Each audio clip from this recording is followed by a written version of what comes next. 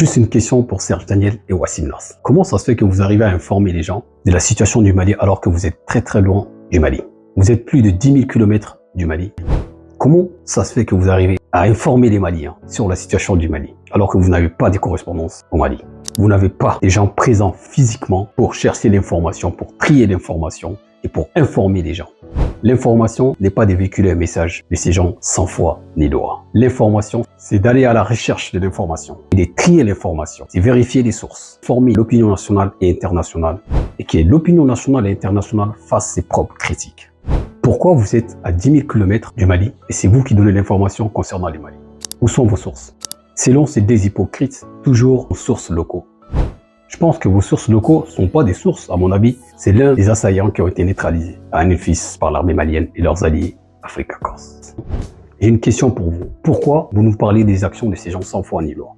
Pourquoi vous ne parlez pas des terreaux qui ont été neutralisés, des djihadistes qui ont été neutralisés par l'armée malienne et leurs alliés Africa Corps?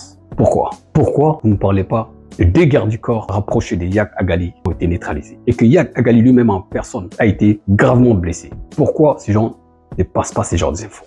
Pourquoi? Quand vous passez votre information, il y a-t-il de manipulation? Et derrière, vous jouez avec l'émotion parce que vous savez que nègre et l'émotion est égal à la même chose.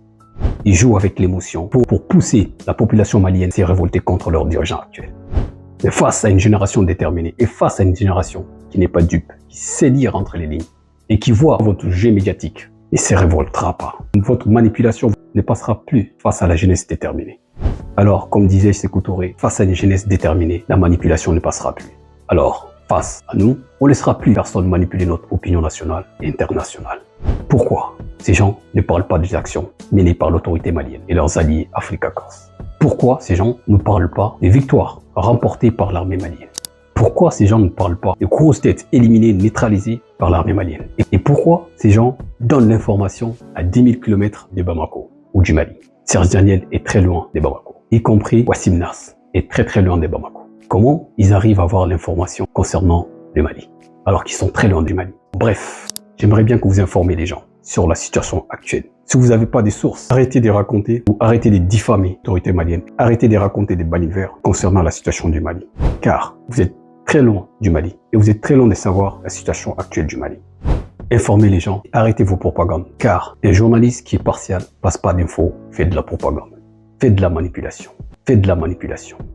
Donc, arrêtez votre hypocrisie et nous savons très bien qu'il se cache derrière vous. Pourquoi votre ligne éditoriale est basée uniquement sur des actions de ces gens sans foi ni loi? Face à une génération déterminée, vous n'allez pas nous manipuler, car nous ne sommes pas dits. La jeunesse actuelle est branchée, est connectée. La jeunesse actuelle sait lire entre les lignes. Et la jeunesse actuelle est déterminée à jamais. Face à des guerres médiatiques, la jeunesse africaine est décomplexée, plus précisément la jeunesse malienne.